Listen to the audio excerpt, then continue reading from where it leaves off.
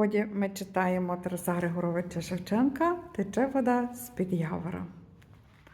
Тече вода з-під явора, яром на долину.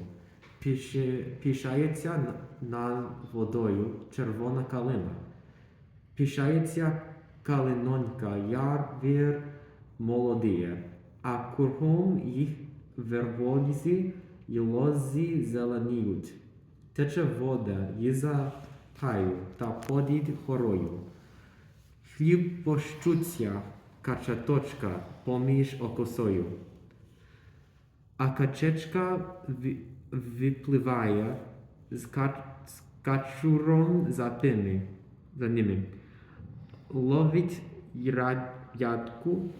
рязку, розмовляє з дітками своїми. Тече вода край города, вода ставом стала. Прийшло дівча воду брати, брало, заспівало. Вийшли з хати батько з мати, в садок погуляти. Порятися, кого б то їм своїм ятем звати. Дякую, молодець.